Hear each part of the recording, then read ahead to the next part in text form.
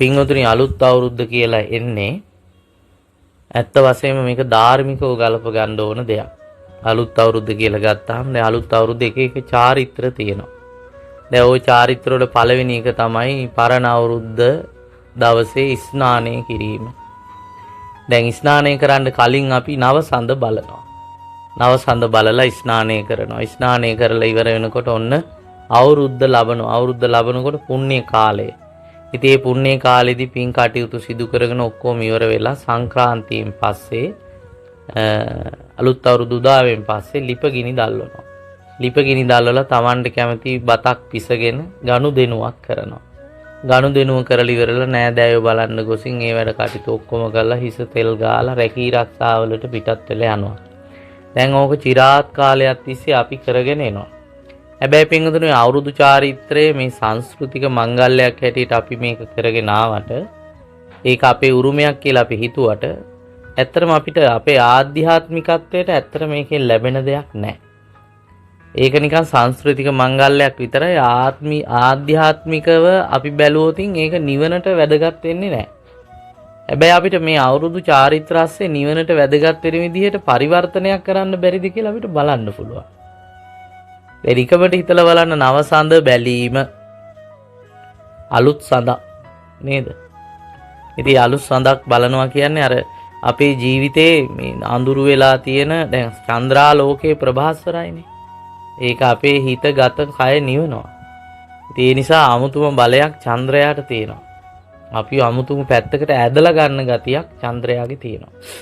ඉතින් ඒකට කියනවා චුම්බකත්වයේ වැඩි. ඒකනේ වඩදිය බාදිය ඇති වෙන්නේ නේද? චන්ද්‍රයා පෘථුවියට ආසන්න කාලයට බිත්තර පුපුරනවා. ඔය දරුවෝ එහෙම බිහි වෙන ප්‍රවණතාවය වැඩි සඳ පායන කාලෙට. වසක් විසක් යවුනොත් විස බහින්නෙත් නැහැ. එච්චර බලයක් චන්ද්‍රයාගේ තියෙනවා. ඉතින් ඇද ගැනීමේ ශක්තිය වැඩි. ඉතින් මේ ධර්මයේ නැමැති චන්ද්‍රයා කාට හරි බලා ගන්න පුළුවන් නේද? ඒ ධර්මයේ නැමැති චන්ද්‍රය ඇස ගැටුණොත් ඒ ධර්මයේ නැමැති චන්ද්‍රයාගේ බලය ගුණය තමයි ඇද ගන්නවාන සුළු බව. ඇද ගන්නවා ගන්න සුළු බව තියෙනවා ඒකේ. ඒ ධර්මයට ප්‍රවිෂ්ඨ වීමක් තමයි ධර්මයේ දැක ගැනීමක් කිටියට අපිට නවසඳ බැලීම ගන්න බැරිද? අපේ ආධ්‍යාත්මයට හරි වැදගත් අර අහසේ තියෙන හඳ බලනවට වැඩිය මේ හඳ බැලීම. ධර්මයේ නැමැති චන්ද්‍රයා දැකගත්ත කෙනෙක් කාන්දමකින් ඇදුනා වගේ ඒ පැත්තට ඇඳිලා යනවා.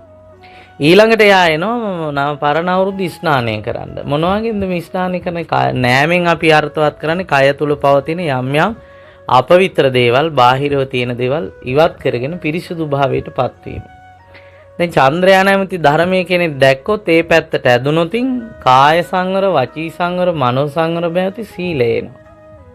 එතකොට කායික සිල්වත් පිරිසිදුකමට වැඩිය මානසික සිල්වත් වීම හරි වටිනවා. ඒ නිසා කයට වතුර දාගෙන ඇඟ හොද ගන්නවට වඩා නේද? දැන් වැද්දොත් බුදු සරණ ගියා හිටියනේ නේද? මිනිමරුව අඟුලිමාලලා වගේ බුදු සරණ ගියා.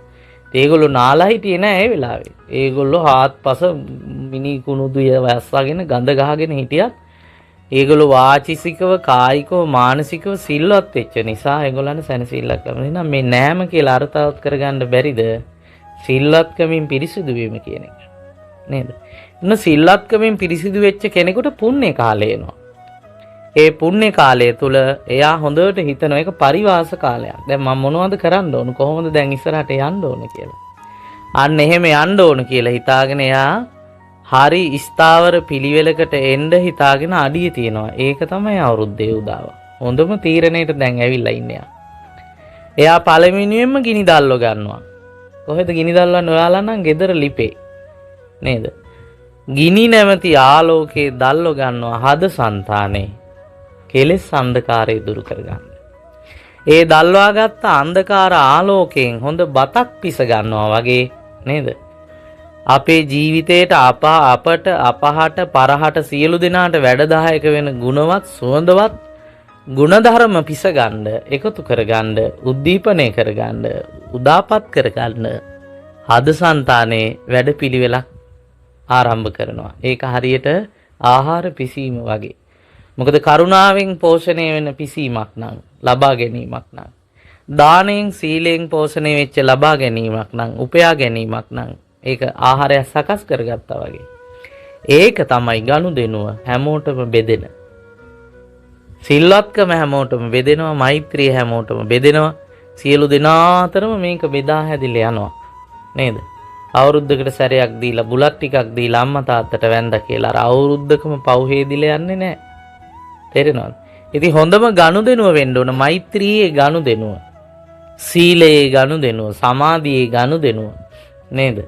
ඒ නිසා මේ සිල්වත් බවින් යුක්ත ගනුදෙනුවක් සමාජයට වෙන එක හොඳයි. අලුත් අවුරුදු හොඳම ගනුදෙනුව. ආන්ගේ ගනුදෙනුව අරගෙන තමයි නෑගයි යන්න ඕන. සංඝයා මුණ ගැහෙන්න එන්න ඕන. දැන් අද උදෑසන මාව ඒකනේ ආරන්නේට. සංඝයා මුණ ගැහෙන්න එන්න ඕන. මේ ගනුදෙනුව අරගෙන යන්න ඕන නෑ. ඒවත කේක් ගෙඩියක් උස්සයි යන එකට වඩා නේද? මේ සිල්වත් බවින් කරුණාවෙන් පෝෂණය වෙලා යන ගමන හරි වැදගත්. ඉතින් දැන් ඔක්කොම කරගෙන යනකොට හිස තෙල් ගල්වන දවස එනවා. තෙල් සාමාන්‍ය මොලේට දාන්නේ හොඳ මොලයක් හදාගන්න. නේද? දැන් මේ ගුණවත්කම් නැමැති ඖෂධ ගුණයෙන් යුක්ත වෙච්ච මේ ඖෂධීය තෙල් හිස ගල්වව කියන්නේ ප්‍රඥාවෙන් සමෘද්ධිමත් වුණා කියන එක.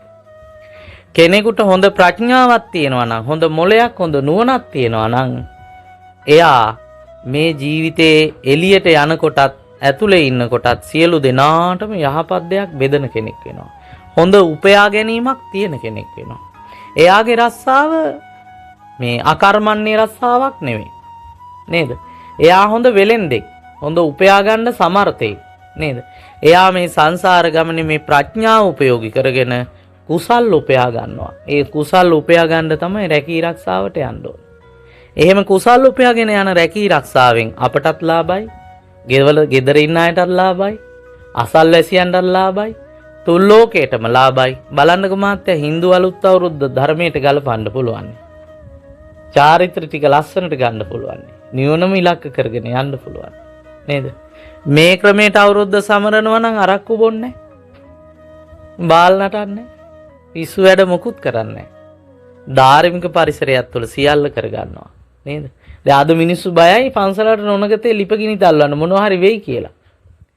සංඝයා වෙනුවෙන් අපායේ හිටියත් බතක් හදන්න තිබ්බනම් අද ඒක තමයි ශ්‍රේෂ්ඨ.